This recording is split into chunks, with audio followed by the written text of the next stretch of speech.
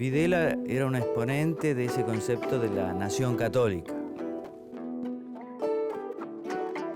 Y yo creo que a la Iglesia le falta una autocrítica general, porque fue un elemento clave en la violencia política de los 70. Salir, digamos, a poner en juego la propia vida, para morir, pero también para tomar la decisión de matar a otro. Tenés que tener un sustento espiritual.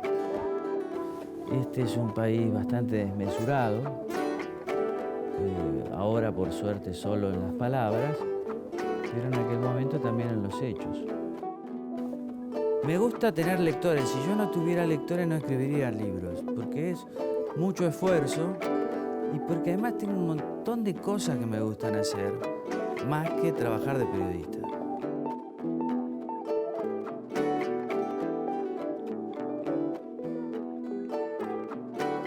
Hola, bienvenidos. Gracias por acompañarnos como siempre y a ustedes también. Hoy tenemos clases de historia, de una historia presente. ¿Cómo sería eso? Eso es lo que vamos a tratar de entender. De una historia que nos come los pasos, nos persigue y no nos permite seguir hacia adelante. De eso vamos a hablar con Ceferino Reato, licenciado en Ciencia Política, periodista y autor de libros trascendentes en los últimos años. Operación Traviata, Operación Primicia, Viva la Sangre, Disposición Final y el último, 12 noches. Ceferino, gracias por acompañarnos. Gracias por la invitación. Y en principio, ¿por qué Ceferino y por qué periodista? Ceferino porque mi mamá era muy católica y devota de Ceferino Namuncurá, el lirio de la Patagonia. Y periodista porque la verdad que yo soy de un pueblito chiquitito de Entre Ríos y siempre me pareció una profesión interesante para vivir, para viajar, para conocer otras culturas. Siempre fui muy curioso y la verdad que es una profesión. ¿Y fue una vocación temprana que vos enseñaste? Sí, ya en segundo año de la secundaria todos querían ser o contador o abogado, yo quería ser periodista. Pero claro, para eso tuve que venir a estudiar acá, a Buenos Aires. Era otra época, es el siglo pasado. Ahora que decís de una familia muy católica y de Ceferino, vos también sos una persona que te reconoces como católico. Sí, yo soy católico. Y tengo entendido que vos cuando haces una lectura de los conflictos de la Argentina de los últimos años, haces mucho hincapié en que la única forma de resolverlos es que la Iglesia Católica haga una autocrítica porque estuvo de los dos lados del mostrador. Ah, sí, eso respecto de la violencia política de los 70. Yo me siento con mucha libertad de criticar el catolicismo porque pertenezco al catolicismo. Entonces, no es que vaya a misa, no se trata de eso, cosa que no voy. Pero, entonces me siento con libertad de criticar a la Iglesia sin que se enojen de alguna manera. Me parece que la violencia política está claro en el caso de la dictadura. Videla era un exponente de ese concepto de la nación católica, que primero nace frente al liberalismo, después frente al socialismo, frente al comunismo, y Videla es eso, y está claro que la Iglesia Católica armó a los generales. Vos lo definís como un personaje, un católico integrista. Integrista, claro, es un movimiento muy conservador. De hecho, su gran amigo y confesor era un obispo que era vicario castrense, Tortolo, también fue arzobispo de Paraná, Entre Ríos. Y por el otro lado, la Iglesia también armó, por lo menos, a montoneros. Eso lo cuento bastante en Viva la Sangre. En el caso cordobés está muy claro.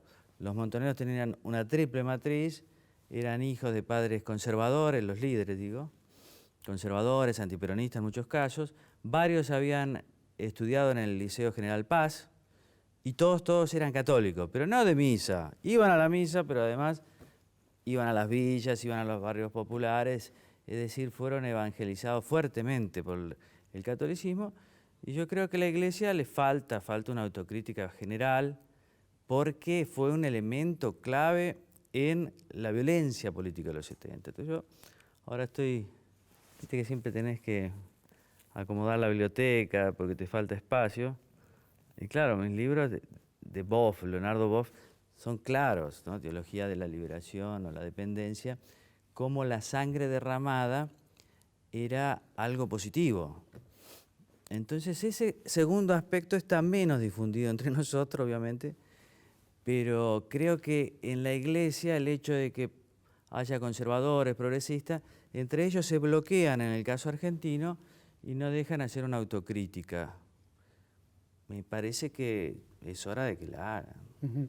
¿Y por qué crees que esa autocrítica sería superadora de los conflictos que arrastramos desde los años 70? Bueno, yo creo que permitiría explicar qué pasó en los 70, porque para salir, digamos, a poner en juego la propia vida, para morir, pero también para tomar la decisión de matar a otro, tenés que tener un sustento espiritual. No es una cuestión lógica. Además por un ideal político, es decir, muchos chicos, lo ejemplifico mucho yo en el caso del soldado santafesino Roberto Mayol, que fue quien abrió prácticamente las puertas del cuartel de Formosa, en un ataque que se cumplen 40 años ahora. Este chico tenía todo para triunfar en la vida. Buena familia, el padre era un prestigioso abogado, conservador, antiperonista. Él era muy carismático, educado con los jesuitas, iba a ser abogado. ¿Cómo poner en juego todo eso? Bueno, tiene que ver con una manera de entender el catolicismo que para mí está equivocada, pero que la Iglesia debería hacer una autocrítica, porque acá la Iglesia es muy fuerte y no puede haber sido ajena a todo eso, de hecho no lo fue. Pero les cuesta porque también es una iglesia argentina, es ambigua, le gustan las ventajas, es ventajera como nosotros. En vez de decir, miren, está prohibido matar en el nombre de Cristo. Decir eso nada más. Estoy más contento con la Iglesia Católica, por ejemplo, en el caso de la lucha contra los enclaves de narcotráfico, que ahí me parece es un actor fuerte, capaz el único organizado. Pero en el caso de la violencia política creo que falta. ¿Y cuál es tu explicación, yendo más hacia atrás, del origen del problema argentino, esa comunión entre la cruz y la espada? ¿Por qué se funde? ¿Qué corrientes internacionales había que en los años 60 produce, como ocurre en Córdoba, que finalmente las sacristías terminen formando montoneros y terminen formando además militares integristas, ¿no? Claro, en el caso... Que terminaron además matándose en los años 70. Claro, en el caso de Videla y de los militares así católicos, nace esto ya en el 30, cuando hay una reacción del catolicismo frente al liberalismo. La organización del país la hacen los liberales, o conservadores podemos decirle, Roca. Para eso tiene que diezmar el poder político que tenía la Iglesia. Lo que hace Roca es lo que hace un estadista, o sea, le saca a la Iglesia para construir el Estado Nacional y fundar una nación. En eso la Iglesia perdió mucho y sufrió mucho. Incluso las relaciones entre los estados estuvieron rotas mucho tiempo. Roca también tuvo el primer proyecto de ley de divorcio. Muy cuestionado en el aspecto político, pero en el aspecto social, digamos, una persona de avanzada en cuanto a la lucha con una iglesia retrógrada. Esa iglesia se empieza a recuperar en el 30 con este concepto de la nación católica. La Argentina es y será católica. Y en ese mismo bagaje después van cambiando el adversario. Pasa a ser el socialismo y por último el comunismo. Es esa nación católica, el integrismo, ¿no? Argentina tiene que ser una nación católica en alianza con el ejército. Por eso Videla resume, es católico por un lado y es el hombre del ejército en aquella época.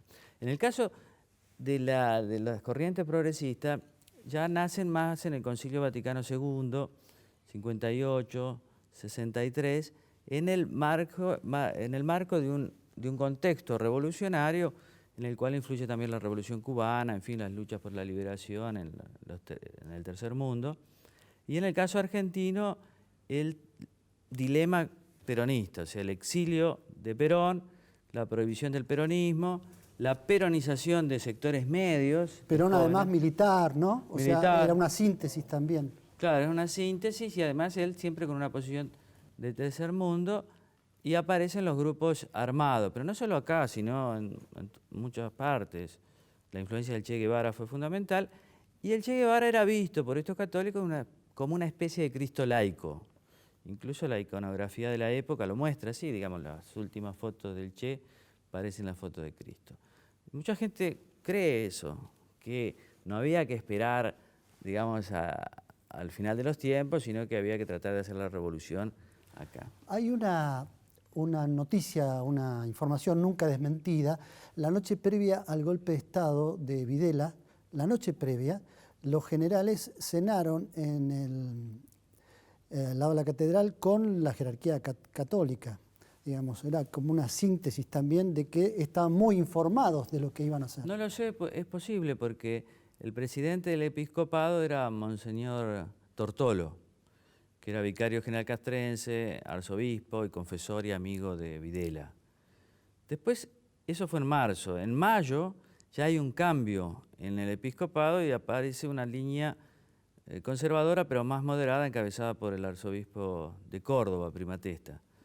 De todos modos, es una iglesia que está en el medio de un conflicto interno, y creo que en vez de privilegiar la defensa de los derechos humanos, privilegia la política interna.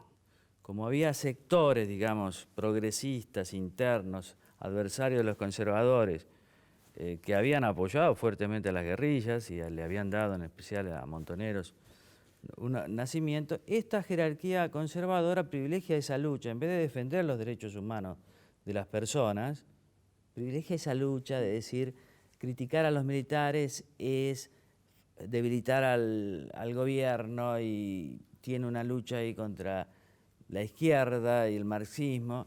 Esa estupidez de la iglesia de confundir lo importante, lo esencial que son los derechos humanos con cuestiones del momento.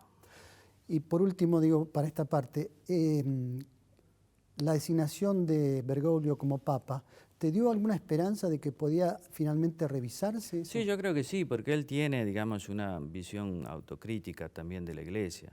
Y además a él le tocó esta situación. Él es muy joven, siendo muy joven lo designan jefe, digamos, provincial de los jesuitas de Argentina, precisamente porque había un problema entre los jesuitas, que era la opción política de muchos de ellos, y otro además que se casaban. Entonces, para poner orden, lo ponen a Bergoglio. Él dice mismo que se le fue la mano en el orden porque echó un montón de gente, y al final terminó peleado con la jerarquía y lo mandaron a Córdoba. Pero él entiende bien, me parece que conoce, y siempre ha dicho este tema de la autocrítica superadora. Lo que pasa es que supongo que en el papado debe tener unos problemas mayores.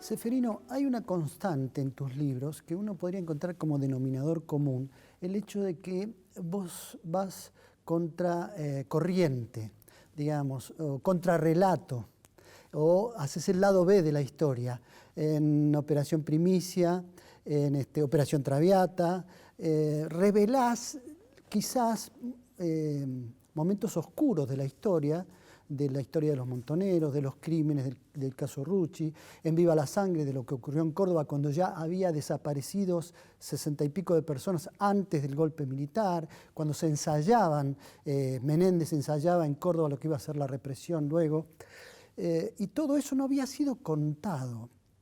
¿Por qué crees en principio que no había sido contado? ¿Y cómo es que vos elegís particularmente esos temas? Yo llego a los temas del 70 tarde, porque recién en el 2005 volví al país, estaba trabajando en Brasil. Y a mí la década del 70 me interesaba siempre, digamos, de que estudié ciencia política en los 80, periodismo. Pero veía que había un relato en una clave, que sería la clave, digamos, Berbisky en el libro Ezeiza, ¿no? Es un libro paradigmático porque establece un paradigma. Entendiendo Ezeiza vamos a entender los buenos, los malos, desde el fondo de la historia hasta el presente. Esa lucha entre el bien y el mal, que es bastante católica, pero es una lucha falsa, obviamente, porque la política es otra cosa. Ahora, entonces, para escribir sobre los 70, todos los libros sobre la dictadura estaban hechos. Ya me gustaría a mí ser oficialista y escribir sobre la dictadura, contra la dictadura, viajar por el mundo, tener becas en el CONICET, ser invitado por las provincias y los municipios, que me paguen 15.000 pesos por charla. Y que te tener consideren... subsidio.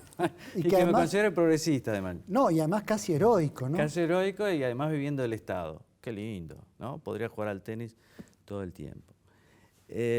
Pero me tocó que esto ya estaba. Entonces, también tengo... Perdón, cuando decís que esto ya estaba, Ya estaba escrito. ya estaba escrito, pero además notabas que estaba escrito para de un modo imponerlo como relato definitivo. Esto es lo que pasó, estos Sí. son los buenos, estos son los malos, esto es lo que Es pasó. un paradigma, yo lo uso esa noción en el prólogo, en la introducción de Operación Traviata. O sea, no es algo como una manipulación o una conspiración, sino es un paradigma, es una constelación de valores, de ideas, de principios, sobre lo que está bien, lo que está mal, sobre lo que hay que investigar y no.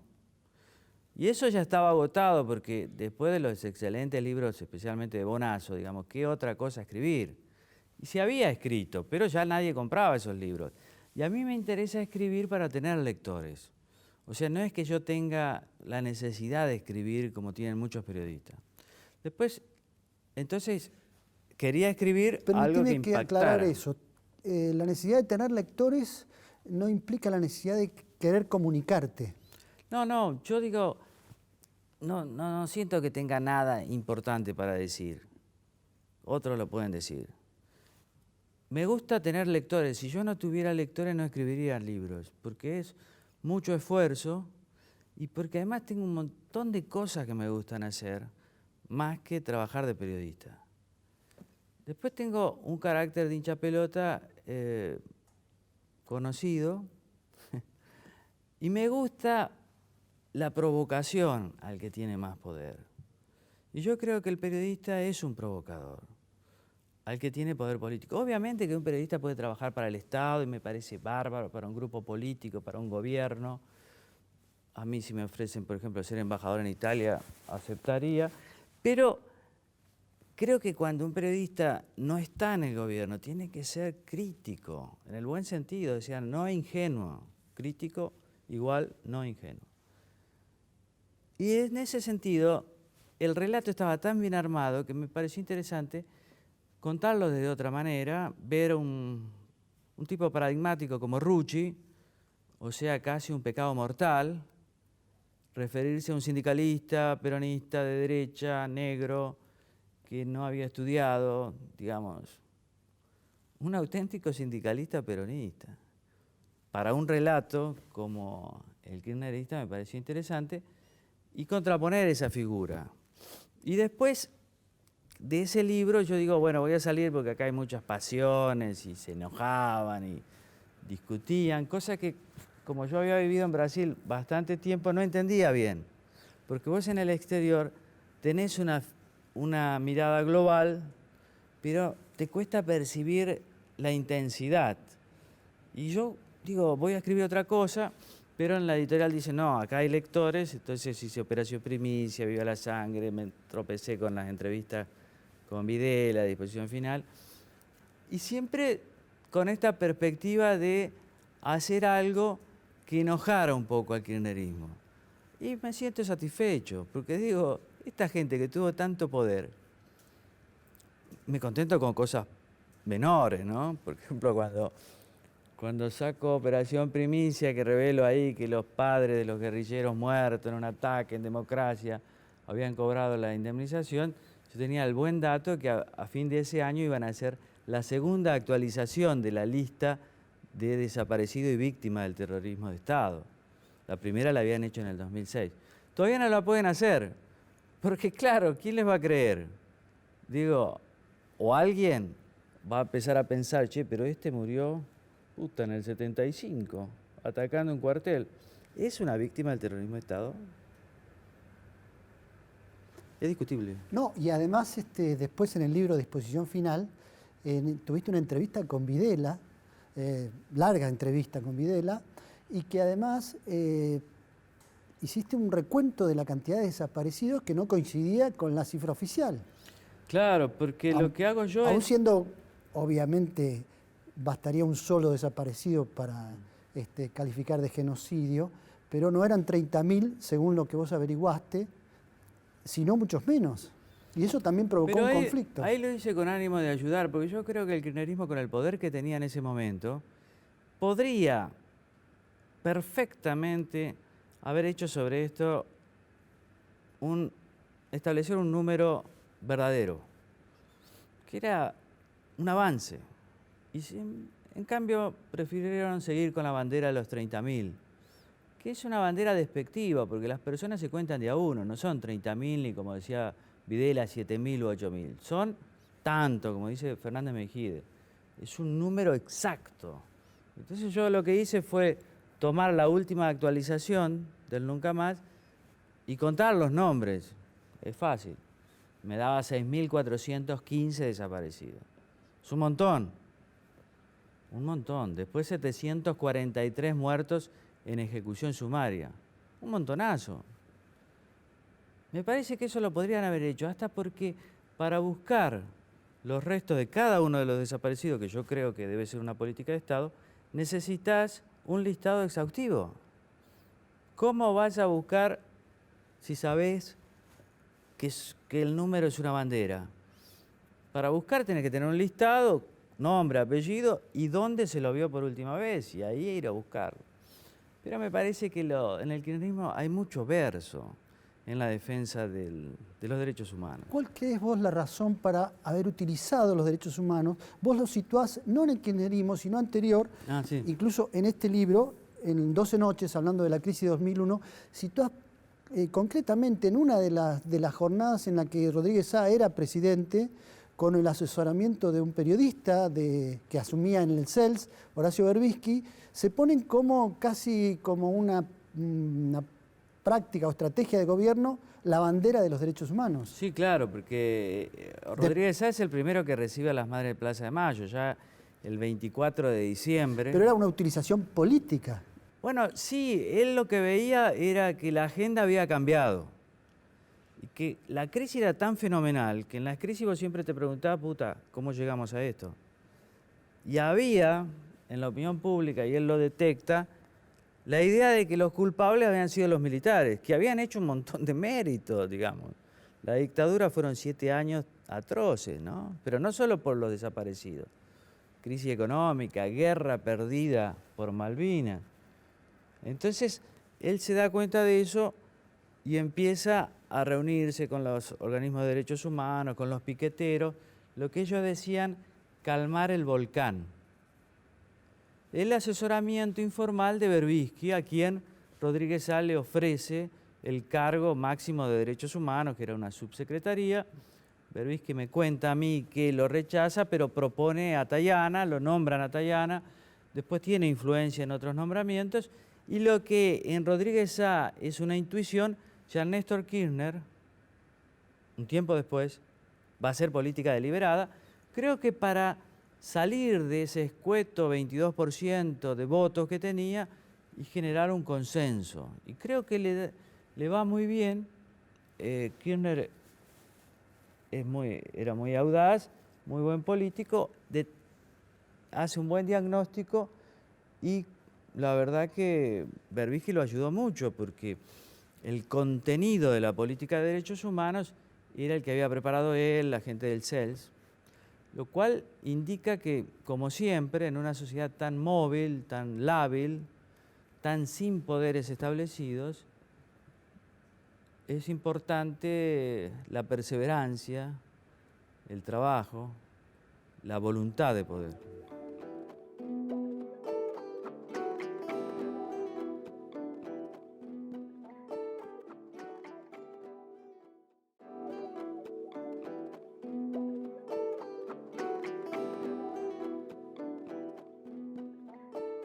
Adelante, por favor. ¿Te sorprendió algo de los testimonios que utilizaste para el libro? ¿En qué libro? En este 12 noches. Bueno, siempre te sorprende y uno tiene que estar abierto al... Pues la sorpresa creo que es una gran guía para el periodismo. El periodismo tiene que ser curioso y detectar eso que ponerse también en el lugar del lector, pensar mucho como el lector. En definitiva, el lector es el último editor o jefe de un libro, y eso es fácil en un libro porque estás vos y el lector, nada más, y las editoriales lo que quieren es que vos vendas libros. Entonces, creo que hay que estar abierto, ser curioso. Por favor. Sí, lo que me interesaría saber es cómo fue tu experiencia personal, más allá de periodística, al entrevistar a Videla, ¿no? ¿Qué sentiste? ¿Qué pensaste? Bueno, yo estaba muy preocupado en hacer buenas preguntas, repreguntas. Tuve suerte porque, como él estaba preso y no tenía mucho que hacer, pude entrevistarlo 9 veces. Entonces, cuando me equivocaba, me daba cuenta. De todos modos, me faltaron algunas preguntas, pero personalmente siempre lo vi a él como una persona muy fría y como si estuviera relatando hechos cometidos por otros, hechos de una gravedad que tal vez la única manera de aceptarlo y no destrozarse era contarlos como si lo hubiera hecho una tercera persona. Pero a mí me parece que un periodista debe desarrollar una cierta impermeabilidad frente a las fuentes, en el sentido de que hay que aprender a cubrir mucho los accidentes de tránsito. A mí siempre me emocionaron los accidentes, las muertes, los heridos, pero una vez que cubrí varios, ya podía hacerlo tranquilamente. Creo que un periodista tiene que tener una coraza fuerte, claro, sin perder la curiosidad, la sensibilidad, como diría el Che Guevara, endurecerse sin perder la ternura. Por favor. Parafraseándote, comentabas que el kirchnerismo hizo mucho verso respecto de la dictadura.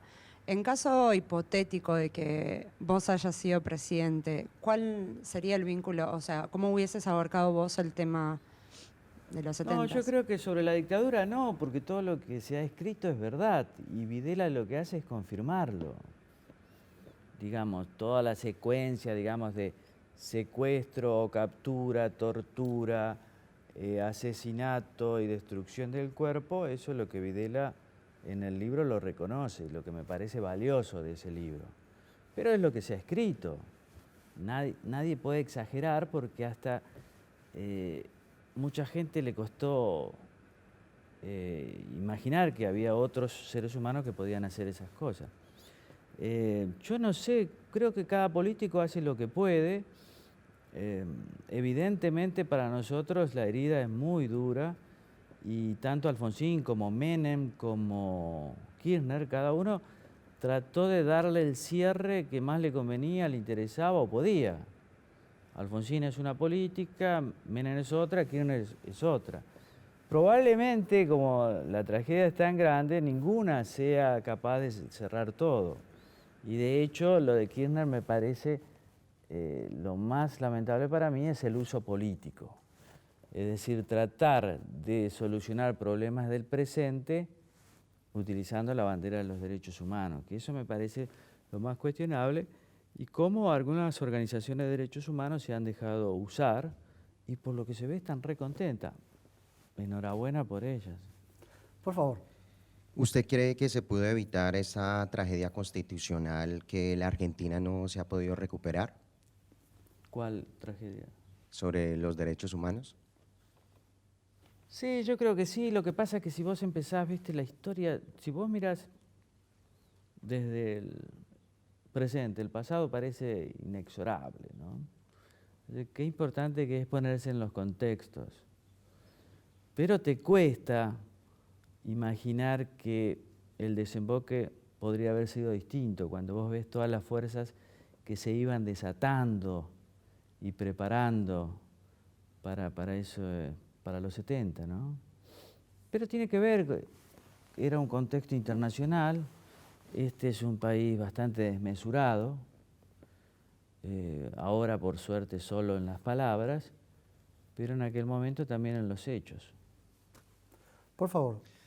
Sí, quería saber, a lo largo de su carrera y de todos los libros que ha escrito, ¿considera haber recibido testimonios más interesantes con el micrófono encendido o, como se conoce, off the record? Bueno, off the record siempre es más interesante, ¿no? Pero yo en los libros fui aprendiendo. Cometí mis errores también y traté de solucionarlos. Y no los vuelvo a leer porque me desespera ver la falla que cometo, ¿no?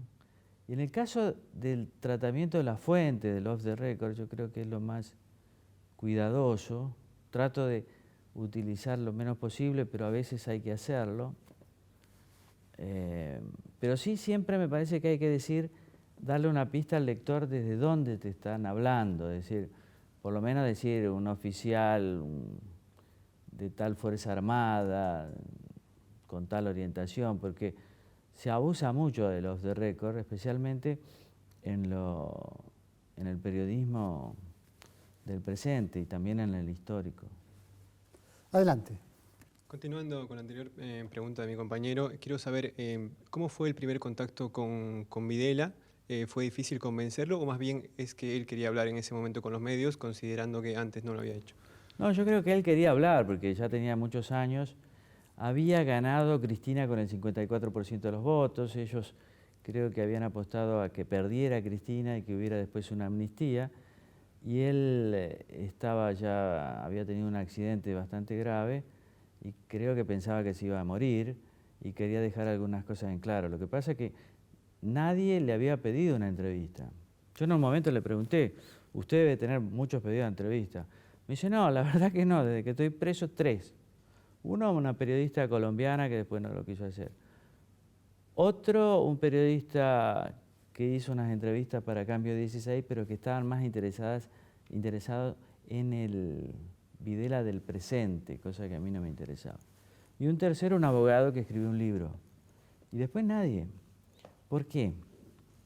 El paradigma de lo políticamente correcto era tan fuerte que nadie pensaba entrevistarlo. Y de hecho, cuando yo lo entrevisté, después, en la introducción, me preocupé por ese tema, por señalar que para mí hay que entrevistar a todos.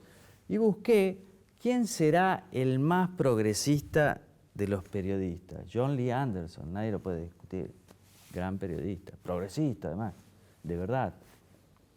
Y John Lee Anderson le hizo una entrevista a Pinochet, detenido en Londres, y dice, Pinochet me pareció una figura fascinante. Lo dice él, a mí Videla no me pareció fascinante. Pero digo, si Anderson, que es el recontraprogresista, entrevistó a Pinochet, ¿cómo yo no voy a poder entrevistar a Videla? Y además, el hecho ya que te lo prohíban y que te digan, lo hace más interesante hacer la entrevista. Porque en realidad yo creo que hay que pensar un poquito más allá del presente en eso. Hay que pensar un poquito en qué va a pasar después con ese libro, cómo se va a leer. Y el caso de Videla es una entrevista que ya está, podrá estar más bien, regular, mal, pero para mí era necesario. Y el relato es tan blindado, pero al mismo tiempo es tan flojo que no soporta eso. Cuando en la práctica el libro ha sido incorporado en un montón de causas por los derechos humanos, en Córdoba, por ejemplo, porque Videla ahí confirma lo que muchos testigos solamente opinaban, pero no vieron eso, porque en realidad no les interesa los juicios de los derechos humanos, no les interesa la justicia, no les interesa la verdad, le interesaba la política al kirchnerismo. Y yo creo que a esta altura está bastante visible. Por favor. Hablando de Jorge Bergoglio, ¿vos cómo ves hoy por hoy toda la repercusión de él como líder de la Iglesia Católica y también perfilándose como un papa revolucionario en el mundo, ¿no? Hoy por hoy? Bueno, claro, nosotros como argentinos es la figura más importante que hemos podido dar y creo que lo será por mucho tiempo. Para mí es un papado extraordinario. Yo creo que hay que mirarlo en perspectiva global porque es el líder de la Iglesia Católica a nivel global, más allá de quién reciba o no. Eso es una cuestión muy menor, pero creo que a la Argentina le ha venido muy bien porque ha moderado mucho. Yo lo digo en el libro 12 Noches, me parece que este es un país que hace 1 año y medio no se sabía bien cómo iba a ser la transición de un gobierno a otro, o de un ciclo a otro. Por un lado, los anti-kirchneristas más furiosos querían que Cristina se fuera a como dé lugar. Por el otro lado, Cristina siempre amagaba con irse porque este país no la merece. Eso iba a provocar una crisis, y acá las crisis son muy complicadas, como verás. Entonces la moderación de Bergoglio me parece que fue importante. Y en el nivel, digamos, más universal, está haciendo cosas muy, muy importantes. Lo que pasa es que acá, no sé, me parece que lo miramos mucho como si fuera nuestro vecino de al lado, pero es un papa, la gira a Cuba y a Estados Unidos fue formidable. El aire que le está dando a la Iglesia también. Faltan reformas de fondo, por ejemplo, el tema de los divorciados vueltos a casar y todas cosas tan interesantes para un grupo importante de católicos. Eso le falta, pero yo creo que lo va a lograr. Y faltan muchas otras cosas, pero lo de Cuba fue importante, lo de Estados Unidos. Lo de Cuba cuando dice que no hay que seguir las ideologías, que las ideologías no tienen en cuenta el hombre común. Acá muchos lo interpretaron como, ¿cómo va a decir eso, una ideología? Pero en realidad él está usando un concepto de la ideología alemana de Marx, que es la ideología como conciencia falsa de la realidad. Y es un término muy importante para los jesuitas, o sea, la diferencia entre las ideas. Yo lo veo mucho, por ejemplo, en las guerrillas, pero también lo podemos ver en el ejército, cuando la idea te suplanta, en el caso católico, lo que sería la piedad y el amor por el prójimo. Cuando es más importante la revolución o la patria que los derechos humanos del que tenés enfrente. Que eso es lo que quiere decir, que es muy profundo, pero claro, acá somos muy superficiales. Adelante, por favor. Bueno, yendo al libro 12 noches y teniendo en cuenta el relato del desenlace que se da con la alianza, con los 5 presidentes en tan solo pocos días, la llegada de Duhalde y en un momento la llegada de Kirchner, la pregunta es, en la jerga futbolística muchas veces se dice la pelota quemaba. Cuando le toca gobernar a Kirchner, gran parte de la dirigencia que hoy está presente, lo dejó un poco ver y especuló, decir, vamos a ver cómo va y en todo caso, cuando el partido esté 2-0, por ahí nos sumamos. ¿Sucedió eso desde tu punto de vista o no? Sí, yo creo que sí, pero ya en el 25 de mayo del 2003 el país no había salido de la crisis totalmente, pero ya se habían dado algunos pasos, porque la devaluación fue tremenda y eso nos dio un salto de competitividad que se unió al boom de los precios de la soja, que lo disfruta Kirchner, pero ya empieza con Duhalde. Duhalde tiene suerte, toda la suerte que De la Rúa no tenía, que es durante los 2 años y 10 días de la Rúa, la soja estuvo por debajo de los $200 y llegó a 160. Y ya en el primer mes de Duhalde subió por encima de los $200, que es un poco el umbral nuestro en esa época.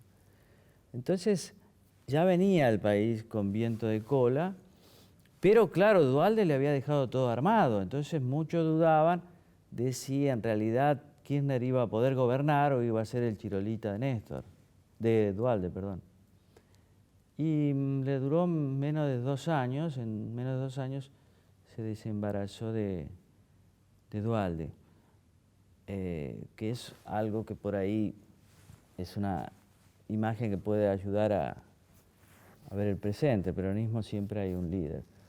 Pero creo que sí, que claro, era un líder hasta desconocido, entonces muchos esperaron. Pero los que esperaron, como dicen en Brasil, comieron frío, porque después tampoco fueron llamados. Adelante, por favor. ¿Estás escribiendo o vas a escribir otro libro? No sé, tal vez escriba más adelante, porque con este 12 noches por lo menos salí de los 70, cosa que quería salir porque ya francamente me tenían cansado, porque era tantas pasiones que yo creo que hay que salir un poco. Es un país demasiado fijado hacia atrás, ¿no? Entonces el 2001 me permite salir de los 70 e ir más hacia el kirchnerismo. Pero tengo que buscar un tema. Yo siempre busco un tema que sea atractivo y que tenga alguna consecuencia en el presente, porque hago periodismo de la historia, digamos, no soy historiador. Entonces hay que encontrar bien el tema y bueno, el kirchnerismo es tan reciente y ha dado tanto que hablar que es difícil encontrar un tema, o me está resultando difícil. Por favor. ¿Cuáles son las otras cosas que te gustan hacer aparte del periodismo? Y a mí me gusta estar en mi casa, mi mujer, mis hijas, jugar al tenis, no hacer nada, ver Netflix, tomar café, comer. O sea, yo sería muy feliz siendo kirchnerista, porque no haría más que cobrar el sueldo en el CONICET o en la Universidad de Buenos Aires o en Fútbol para Todos, y después disfrutaría, cosa que no hacen porque quieren más, ¿no? Porque cada vez que tienen un poquito de plata, bueno, hay gente no muy acostumbrada, entonces quieren aprovechar y quieren, ¿no? Pero qué feliz sería siendo kirchnerista. Sí, a veces siento que he desperdiciado 12 años de mi vida. Por favor. Después de la entrevista con Videla y los otros trabajos que hiciste, ¿qué responsabilidad sentís en cuestión de tener esa información y después publicarlo? ¿Qué tratamiento personal tenés vos? El que Bueno, sentís? es lo más importante eso, encontrar el foco siempre, ¿viste? Porque la entrevista esa era caliente por el personaje y por el tema. Entonces, cuando encontrar el foco, ¿cómo lo voy a tratar? ¿Voy a decir que es un asesino página por página? Y bueno, eso es lo que más me costó, encontrar el foco. Una vez que le encontré el foco, lo escribí rápido, porque como te dije, él hablaba como si todo hubiera sido hecho por una tercera persona. Entonces estaba todo muy articulado y eso facilitó mucho la entrevista y el libro. Además yo siempre, en otras entrevistas, siempre les había preguntado a la fuente sobre los desaparecidos. Por ejemplo, cuando entrevisté a Arguindegui y otros generales y Montonero, siempre por el tema de los desaparecidos me pareció un tema relevante, en el sentido de que es una sociedad de buena gente, como dice la presidenta, que tenemos patria, pero donde hubo miles de desaparecidos, digamos. ¿Cómo puede ser eso? ¿Cómo puede una sociedad ser así? Todos católicos. Tan buena gente que somos. Entonces siempre había preguntado sobre eso y cuando aparecieron a estas entrevistas con Videla ya tenía bastante material, lo que pensaba Arguindegui y lo que pensaba otro.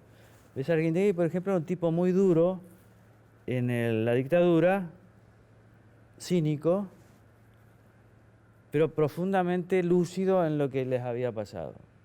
Cosa que me parece que Videla todavía no entendía bien. Pero Arguindegui sabía bien que habían cometido un error fundamental.